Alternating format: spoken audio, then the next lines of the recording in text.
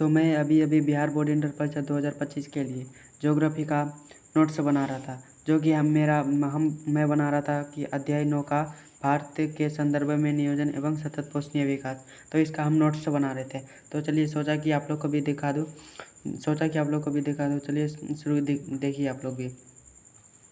नियोजन किसे कहते हैं? नियोजन का तात्पर्य सोच विचार की प्रक्रिया यानी कि कार्यक्रम की रूपरेखा तैयार करना तथा उद्देश्यों को प्राप्त करने के लिए गतिविधियों का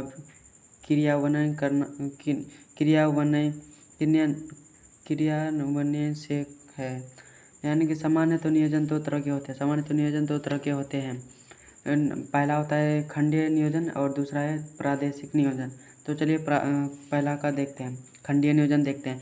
अर्थव्यवस्था के विभिन्न सेक्टरों जैसे कृषि, सिंचाई, विनिर्माण, ऊर्जा, परिवहन, संचार, सामाजिक अवसंरचना और सेवाओं के विकास के लिए कार्यक्रम बनाना और उन्हें लागू करना खंडीय नियोजन कहलाता है।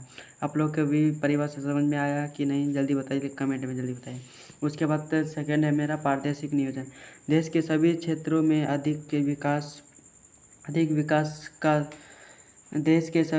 में आर्थिक विकास समान रूप से नहीं हो पाता, इसलिए विकास का लाभ सभी को समान रूप से पहुंचाने के लिए योजनाकारों ने प्रदेशों की आवश्यकता के अनुसार नियोजन किया, यानी कि इसे ही प्रादेशिक नियोजन कहते हैं।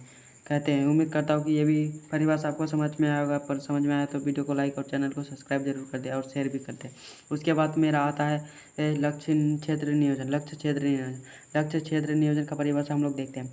लक्ष्य क्षेत्र नियोजन एक ऐसी रणनीति है जिसके तहत किसी भी विशेष क्षेत्र के विकास पर ध्यान केंद्रित किया जा सकता है। यह क्षेत्र आमतौर पर आर्थिक रूप से कमजोर होता है या फिर अन्य सामाजिक आर्थिक चुनौतियों का सामना कर रहा होता है। इस योजना के मुख्य उद्देश्य इन क्षेत्रों में विकास को बढ़ावा देना और इसे रहने की गुणवत्ता में सुधार करना होता है।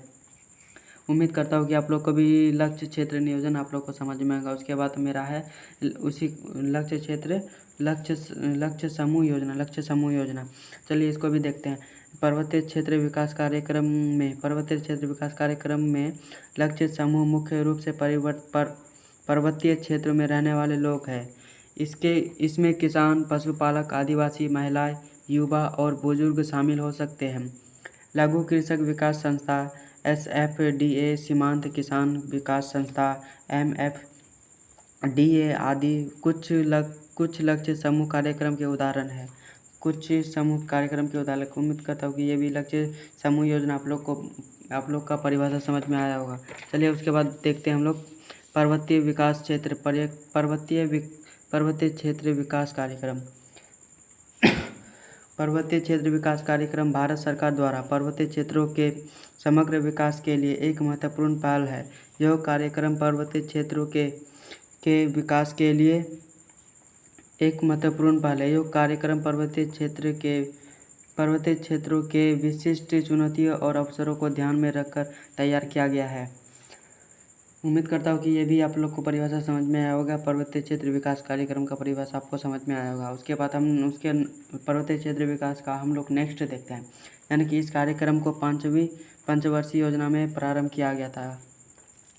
उसके बाद है national committee on the development, यानी कि नेक्स्ट है हमारा national committee on the development की सिफारिश पर 1981 में 600 मीटर से अधिक ऊंचाई वाले पहाड़ी क्षेत्रों को इस योजना के अंतर्गत शामिल किया गया।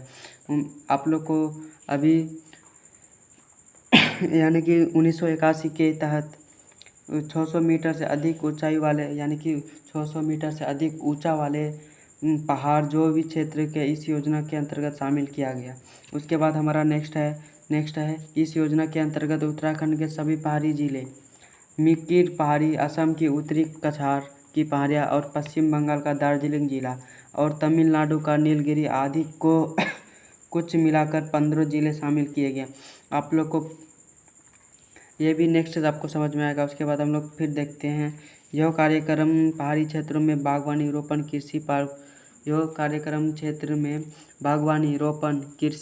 कृषि, पशुपालन, मुर्गी पालन, वानिकी, लघु तथा ग्रामीण उद्योगों का विकास करने के लिए स्थानीय संसाधनों का उपयोग में लाने का उद्देश्य से बनाया गया। उसके बाद हमारा ये भी टॉपिक हमारा ख़त्म हो गया, पर्वतीय क्षेत्र विकास कार्यक्रम, हमारा ये टॉपिक ख़त्म हो चुका है।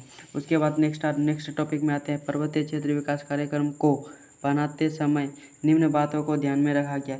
यानी कि पर्वतीय क्षेत्र विकास कार्यक्रम को तो बनाएगा, तो इसके बातों का तो ध्यान, यानी कि कुछ ऐसे महत्वपूर्ण बात जो जिसको ध्यान में रखना ही चाहिए। चलिए वही महत्वपूर्ण बात को हम लोग देखते हैं। उसके बाद पहले है सभी लोगों को लाभ मिले, यानी कि पर्वतीय क्षेत्र विकास कार्यक्रम को बनाएगा तो सभी लोगों को लाभ मिल जाएगा।